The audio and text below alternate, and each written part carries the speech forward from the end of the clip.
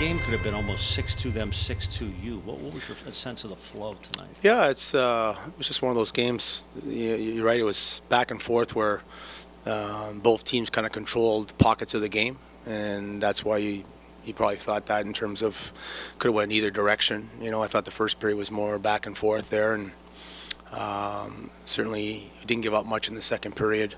But they did capitalize on three of their chances there in the second, and I thought we made some real good pushes, hit 4 posts there, which is never a good sign. But I love the resilience of the team in the third. To believe that we could come back.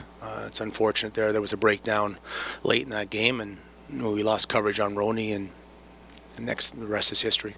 They scored a lot of goals, except with the exception of the shorthanded hanging around the net. I mean, it's kind of typical of the way I think they play, yes? Yeah, it was another one of those games for us from a goals against perspective that a lot of capitalizing on their opportunities. They made the most of a 6-on-5 there. We were getting a penalty at the time, and we didn't play it the right way in terms of them having the goalie out. And then obviously Ness, I'm not sure if Archibald, I believe, I'm not sure he was calling for that puck, but that's a turnover. And anytime, it's never good to give up a goal in the first period, first minute of the period as well. So, those are 3 goals right there. And unfortunately, when we made it 3-3 there late, you're thinking you're getting it to at least overtime, which would have been a great comeback for us and maybe get the win in overtime. But, you break down with under 2 minutes left. It's you gotta have your coverage, and unfortunately we didn't.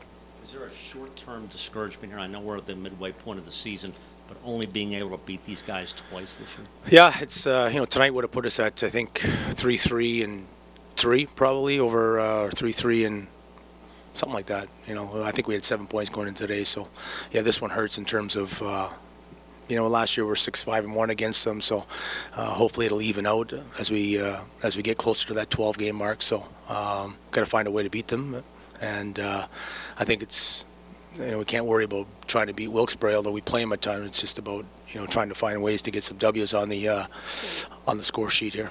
Is there anything you can do to shake things up? It's not like you got 8 healthy scratches sitting upstairs, right? No, and there's some individuals that are, there's some real good individual performances, and we can't manufacture bodies. Obviously we're a little bit weakened on the defense there. We really miss Bowie, and because he just gives that top 4 presence. But I thought the defense worked hard tonight, and up front, you go into a game with trying to put a lineup together where you're going to have a good mix of grit and skill, and you can't just have all skill guys, because then it's all perimeter hockey. So we've got enough skill guys, so it's just a matter of trying to make the right decisions with our other, with the scratches that we have. So we'll have to reevaluate. I mean, in terms of Saturday, does Galley go back in? Does Ryan Bork go in? We'll just have to,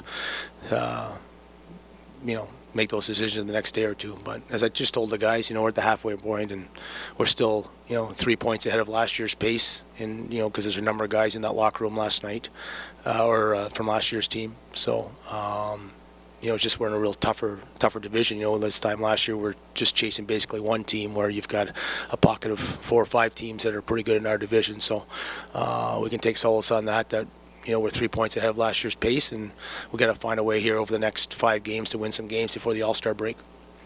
Okay, thank you.